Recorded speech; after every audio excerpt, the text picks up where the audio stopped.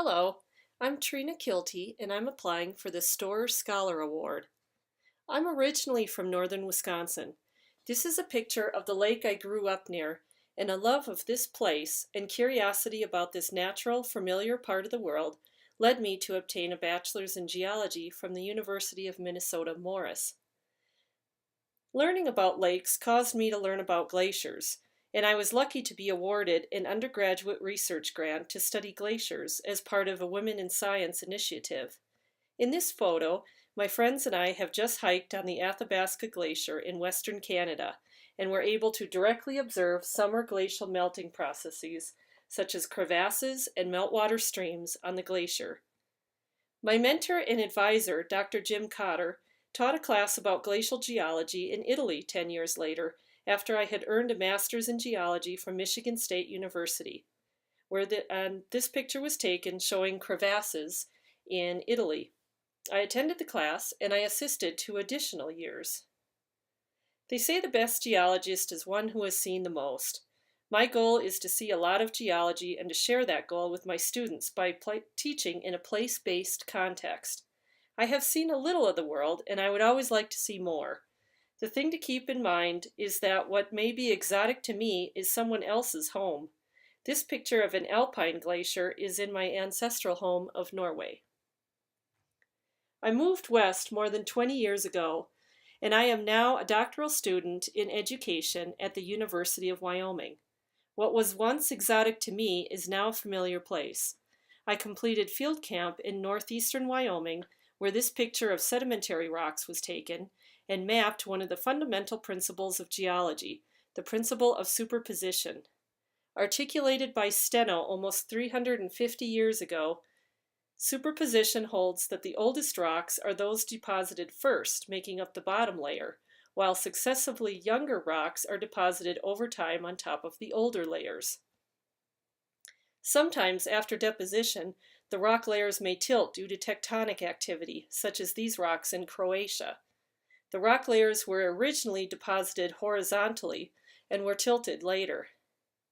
Rock layers may also fold or bend due to tectonic activity, as these have in the Cinque Terre region of Italy. The rocks have made a Z shape from the upper right to lower left and across. Folding or bending is generally a longer-term, more gradual process than a sudden movement like an earthquake.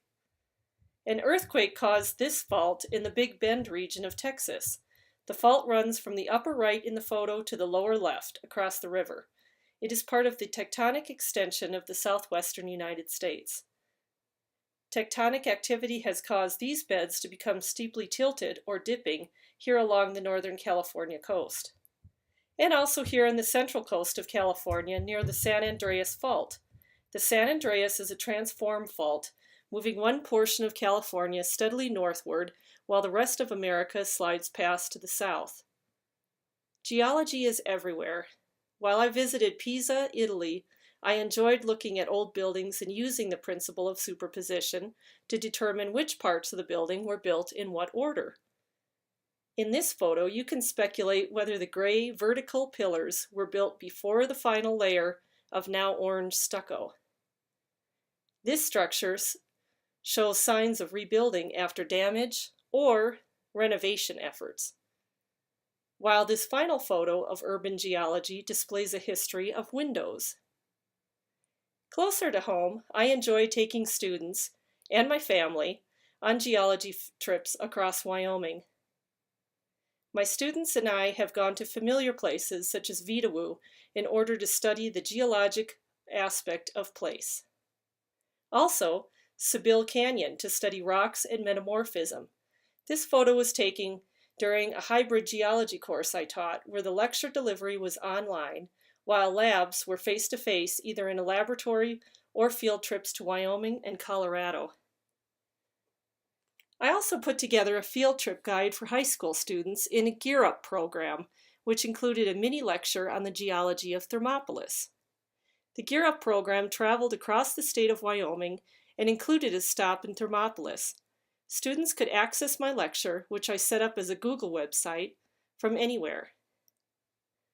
My favorite class to teach, and one I designed myself, was the geology of Yellowstone. I designed the class as a field-intensive course taking place entirely in the field, studying the geology of Teton and Yellowstone National Parks, with an additional trip to the Hebgen Lake earthquake site and Madison Canyon Slide in Montana. The course took place over 7 days, each day devoted to studying a different geologic aspect of the area.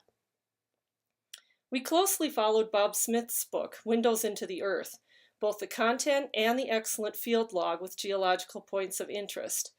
Learning was assessed by active note-taking in a field book, participation in class discussions, and a comprehensive exam at the end of the course where students used their field books to synthesize their understanding of the geology of the area.